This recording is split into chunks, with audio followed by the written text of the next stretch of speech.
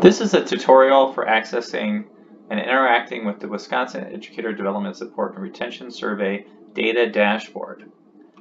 To access the survey dashboard, you can go to our website at uwm.edu/SREED/WEDSR. And then once you're there, there is a button on that page that will take you to the dashboard. You can also go directly to the dashboard at WEDSR.org. Dashboard includes all teacher responses to the WEDSR going back to 2017. The landing page for the dashboards includes the state level data, and this shows you the percentage of teachers who responded to each question captured on the WEDSR. It also gives you a historical perspective. If you hover over a question, you can see the percentage who responded positively, either somewhat agree or agree to that question, each year going back to 2017. You can also filter the results statewide by CISA, evaluation framework, community type, school type, and teacher characteristics. When you do a filter like that, you need to then press Update Report, and then the results will be updated to reflect the filters that you've indicated. The really exciting part of the data dashboard is it gives districts the opportunity to see their own data privately. So I can click on Kewaskum, who has provided us permission to use their data in this demonstration. So each district that has at least a 35% response rate will be given private access to their data. So once I get in here, then I'm looking at Kewaskum's district data compared to the state. So I can say,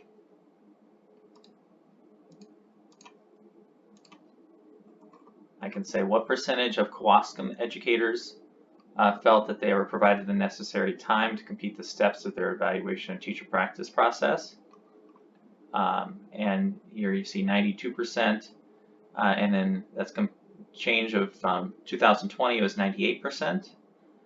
And then I can compare that to the state level. So this district is doing considerably better in their implementation of the educator effectiveness system than you would expect based off of state level data.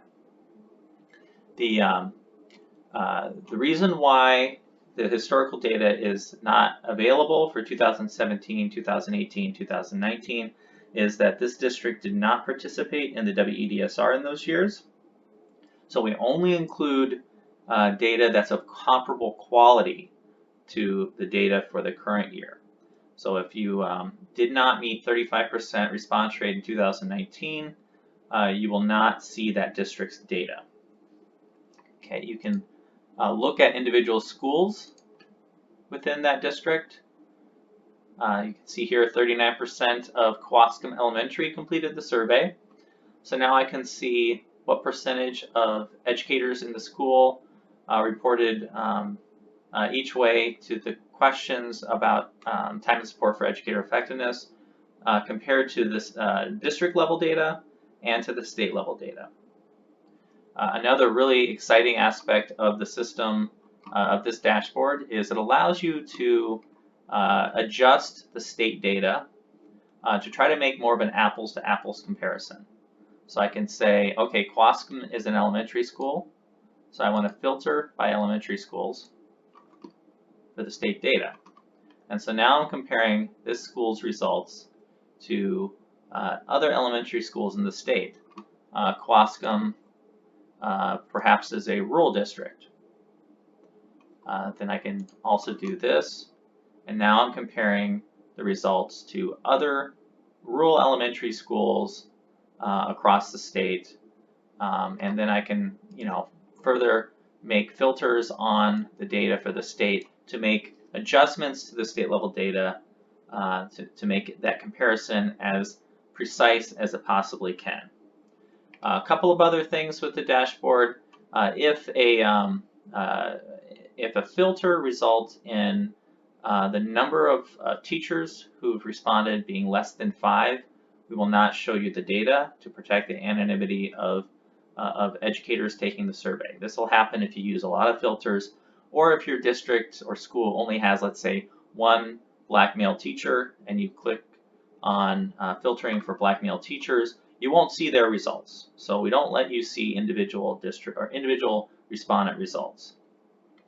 Again, you only get access to this dashboard if you participate in the survey at least a 35% response rate for the current year. So in 2022, if your district wants to be able to access the dashboard, at least 35% of your educators will have to participate. And that's the same for individual schools. So the district could have access to the dashboard, but an individual school may not have access to the dashboard because only 20% of that school responded. So anyway, this is, I think, a really positive use of this data. The hope is that you will find this useful and be able to use these data to calibrate your implementation of your educator effectiveness system, and also understand how the professional culture in your school is affecting your teacher experiences. Thank you for your time.